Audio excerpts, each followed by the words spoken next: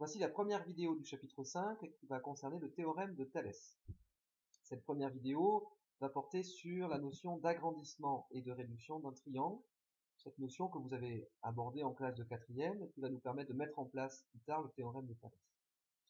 De quoi s'agit-il? Prenons un triangle ABC avec un point M sur le côté AB, un point N sur le côté AC, mais attention, pas n'importe comment, de telle façon à ce que la droite MN soit parallèle à la droite BC. Eh bien, si ces trois conditions sont remplies, on peut dire que les triangles ABC et AMN sont des triangles semblables. Ce qui signifie en réalité que leurs côtés ont des longueurs proportionnelles. Leurs côtés sont proportionnels.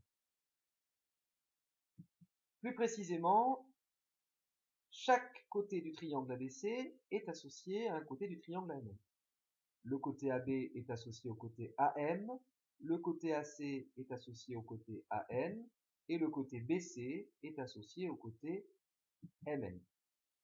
Autrement dit, sous les trois conditions initiales, M appartient à AB, N appartient à AC et MN et BC sont parallèles, on peut dire que les trois côtés du triangle ABC sont proportionnels aux trois côtés du triangle AMN de manière associée. AB avec AM, AC avec AN et BC avec N.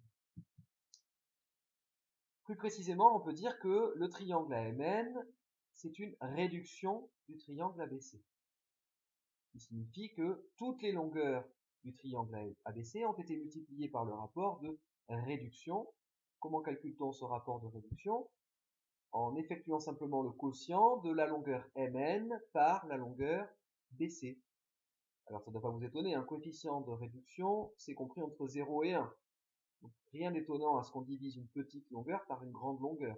C'est justement pour obtenir le coefficient de réduction. Mais si le triangle AMN est une réduction du triangle ABC, ça signifie aussi que le triangle ABC, c'est un agrandissement du triangle AMN.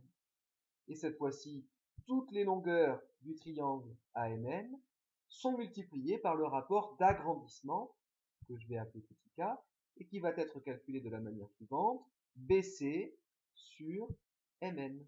La longueur BC sur la longueur MN. Rien d'étonnant à nouveau, on divise une grande longueur par une plus petite, le coefficient d'agrandissement est plus grand que 1. On vient de réduire ou d'agrandir un triangle. Alors les triangles semblables, finalement, comment je pourrais résumer ça? Les triangles sont semblables s'ils ont la même forme mais pas forcément la même taille. Même forme, ça veut dire mêmes angles, les mesures des angles sont égales, pas la même taille, et oui, les côtés sont proportionnels.